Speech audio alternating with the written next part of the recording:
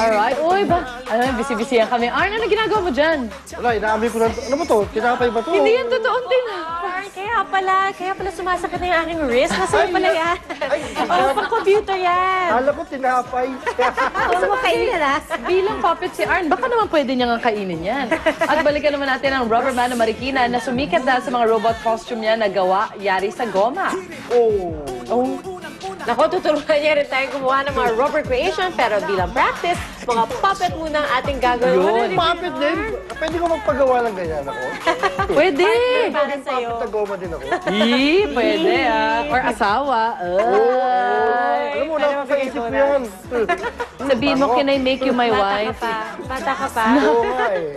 At ihirat pa rin natin yan kasama si Susan Go, Miss Sue. Miss Zuzia, ito kasi itong si Pia. Ay, ang laki nito. Oh, kita niyo ba ito? Tingnan niyo nga. Kita nga natin. Yan. Parang jug, di ba? Parang water jug. Pero alam niyo bang ito bag na yari sa rubber. At ngayon, kasama pa rin natin si Mark dahil meron siyang gagawin ngayong araw na ito. Papakita niya sa atin kung gaano siya kagaling sa paggawa nito mga iba't ibang klase ng produkto made of rubber materials, di ba? So Mark, sino gusto mong gawin ngayon? Dahil idol, number one fan mo ko, Arn, nagawa ko na replica mo. Ay, So, talaga? ito yung magiging itsura mo. Ikaw sige. si Rubber Arn. So, Siya ito si yan? Arn, nasa laptop ko. Okay. So, gagawa ko na replica. Bakit si Arn? Mas madali ba siyang gawin? Madali siyang gawin. Kasi konti lang ang parte ng katawan niya. ganun Opo, ba? tsaka bilugan po yung mukha niya. Sige. Ito po, Okay, so ito po yung basic. So, gumawa po ako ng medyo oblong na... Mukha. Opo, na mukha po ng Bakit puppet. oblong talaga ang mukha Opo. niya? Ito po yung basic sa paggawa ng ulo ng puppet. Okay. So, ngayon po, gumawa na rin po ako ng parang buhok. So, kabit natin siya dito. Ang cute naman niya. Okay. Meron na siya ganyang buhok, ha? Meron na siyang buhok. Okay. Then, ito po yung Mata. sample ng mata. So, Bilog na magkakat po bilog ang tayo. mata dito. Hindi ko alam kung matutuwa si Arn dito pag nakita niya yung gagawin sa kanya, di ba? Opo. Baka pagka nagawa mo na yan, Mark, huwag ka na magpapakita sa gym. Huwag naman po.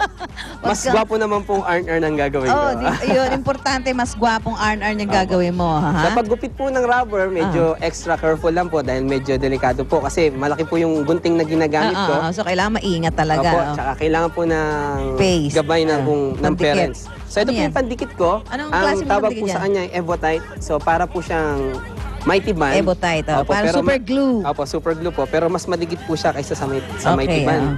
Yan na yung mata niya. So ito po yung mata niya. Okay. So unahin muna Let's natin yung see. kanyang bibig. Okay. Ano yung tsura ng bibig niya? Malakas ba kumain? Matakaw po. Na arn, ha? O tapos kang arm. Ngayon naman, si- eto. Okay. Yan. Ito po yung ilong niya. Ito yung ilong niya. gumawa po ako ng simpleng ilong. So, tingnan natin kung pwede na ipalit doon sa mukha niya ngayon doon sa studio. At least meron na po siya kakambal.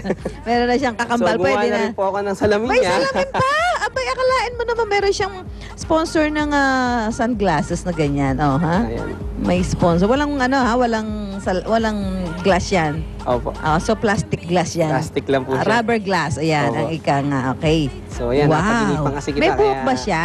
Po, meron po, ayan po. Abay, ayan, yan. Okay, tapos may tenga. Tapos may tenga po yan. Ang bilis, ha? Lagay lang po natin ng Okay. Evotite.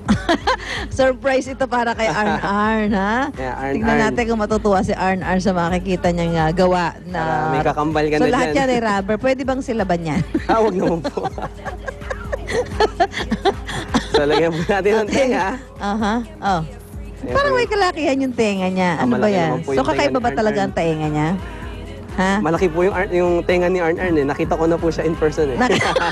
So, ano na siya? Kung wala nang maililihim sa'yo si Arn. So, kilala mo na So, siya. ito po yung itsura niya pag siya po ay rubber. Ganyan ba talaga kulay niya?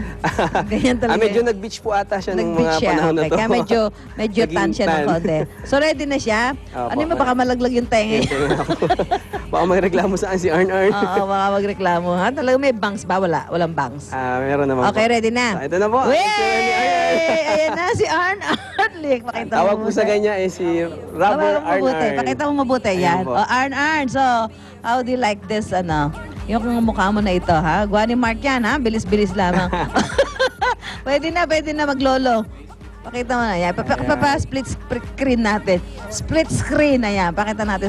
Where is Arn now? Arn, are you happy? What can you say? Ayun. Ay, mas maganda. Eh, padala mo dito yan. Akin na lang yan, ha? Ang bata. Hoy, mas maganda tong ginawa ni Mark kaysa dyan sa mukha mo ngayon. Hindi naman Mas nagsasalita mukha ang yan, bata eh. rito, para baby. Eh, padala mo na lang dito yan, Mark, ha? Para ikaw ang lolo, ito anak mo. Hello, hello, hello. Ayan.